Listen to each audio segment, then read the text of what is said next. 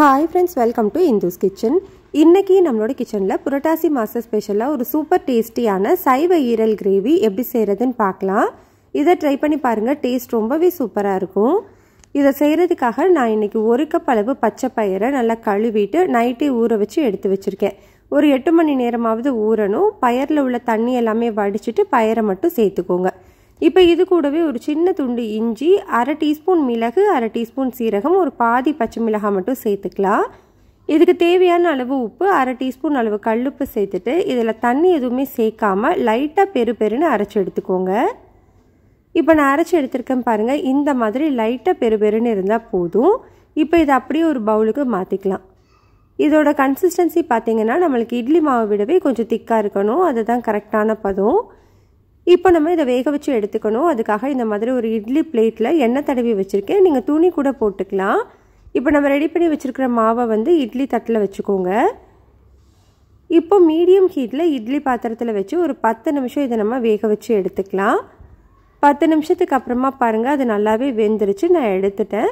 இது கொஞ்சம் ஆறட்டும். ஆறினதுக்கப்புறமா எடுத்தோன்னா தான் ஈஸியாக எடுக்க வரும். இப்போ நான் ஆறினதுக்கப்புறம் எடுத்து வச்சுருக்கேன் பாருங்கள், நல்லா இட்லி மாதிரி கிடச்சிருக்கு. இதை வந்து நம்ம சின்ன சின்ன மீடியம் பீசஸாக கட் பண்ணி எடுத்துக்கலாம். ரொம்ப பெருசாகவும் இல்லாமல் ரொம்ப சின்னதாகவும் இல்லாமல் இந்த மாதிரி கட் பண்ணி எடுத்துக்கோங்க. பாருங்கள், நம்மளுக்கு ஷேப் வந்து ரொம்பவே பர்ஃபெக்டாக வந்திருக்கு பாருங்கள். இப்போ இது தனியாக இருக்கட்டும். இப்போ நம்ம கிரேவி செய்கிறதுக்காக கடாயில் ஒரு 3 டேபிள் ஸ்பூன் அளவு எண்ணெய் சேர்த்துக்கோங்க. எண்ணெய் சூடானதுக்கப்புறமா ஒரு பிரியாணி இலை, ஒரு அன்னாசி பூ, கொஞ்சமாக கல்பாசி, ஒரு சின்ன துண்டு பட்டை, 1/2 டீஸ்பூன் அளவு சோம்பு, 2 கிராம்பு சேர்த்துக்கலாம். இதெல்லாமே பொரிஞ்சதுக்கப்புறமா ஒரு பெரிய வெங்காயம் நீளமாக கட் பண்ணி வச்சுருக்கேன். ஒரு பாதி பச்சை மிளகாய் மட்டும் சேர்த்துக்கிறேன். இப்போ இந்த வெங்காயத்தை 2லேருந்து 3 நிமிஷத்துக்கு நல்லா வதக்கி விட்டுக்கோங்க. இப்போ பாருங்கள், வெங்காயம் நல்லாவே வதங்கி வந்துருச்சு. இந்த டைமில் இது கூட 1 டேபிள் ஸ்பூன் அளவு இஞ்சி பூண்டு பேஸ்ட்டு சேர்த்துக்கோங்க. ஃப்ரெஷ்ஷாக அரைச்சி சேர்த்திங்க அப்படின்னா டேஸ்ட் வந்து ரொம்பவே நல்லாயிருக்கும். இஞ்சி பூண்டோட பச்சை வாசனை போகிற வரைக்கும் நல்லா வதக்கி விட்டுக்கலாம். பச்சை வாசனை எல்லாமே போனதுக்கப்புறமா இதில் ஒரு பெரிய சைஸ் தக்காளியை சின்ன சின்னதாக கட் பண்ணி சேர்த்துக்கலாம். நம்ம ஏற்கனவே அந்த பச்சை பயிரில் உப்பு சேர்த்துருக்கோம், அதனால் கிரேவிக்கு மட்டும் தேவையான அளவு உப்பு, 1 டீஸ்பூன் கல்லுப்பு சேர்த்துட்டு இந்த தக்காளி நல்லா வெந்து வர வரைக்கும் வதக்கிக்கோங்க. இப்போ பாருங்கள், நம்மளுக்கு தக்காளி நல்லாவே வெந்து வந்துருச்சு. இப்போ இது கூட நம்ம மசாலா எல்லாமே சேர்த்துக்கலாம். இது கூட ஒரு 1/2 டீஸ்பூன் மஞ்சள் தூள், 2 டேபிள் ஸ்பூன் அளவு வீட்டில் அரைச்ச குழம்பு மிளகாய் தூள், 1/2 டீஸ்பூன் அளவு கரம் மசாலா தூள் சேர்த்துக்கலாம். ஸ்டவ்வை வந்து லோ ஹீட்டில் வச்சுட்டு இந்த தூளோட பச்சை வாசனை போகிற வரைக்கும் நல்லா வதக்கிக்கோங்க. பச்சை வாசனை போனதுக்கப்புறமா நம்ம ஏற்கனவே ரெடி பண்ணி வச்சுருக்கிற அந்த சைவ ஈரலை சேர்த்துக்கலாம். இப்போது லோ ஹீட்லேயே வச்சுட்டு 2லேருந்து 3 நிமிஷத்துக்கு இந்த மசாலாவோட இதை ஒன்று சேர்த்து நல்லா பெரட்டி விடுங்க. இப்போ பாருங்கள், நல்லாவே மிக்ஸ் பண்ணியாச்சு. இப்போ இதில் நம்ம தண்ணி சேர்த்துக்க போகிறோம்.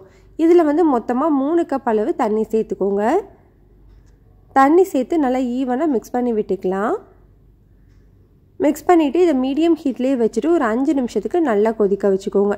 இப்போ பாருங்கள், இது நல்லாவே கொதித்து வர ஆரம்பிச்சிருச்சு.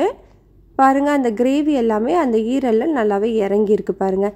இப்போ இதில் கொஞ்சமாக ஒரு 1/2 கப் அளவு துருவின தேங்காய், 1/2 டீஸ்பூன் மிளகு, 1/2 டீஸ்பூன் சீரகம் சேர்த்து நல்லா பேஸ்ட்டாக அரைச்சி எடுத்து வச்சுருக்கேன்.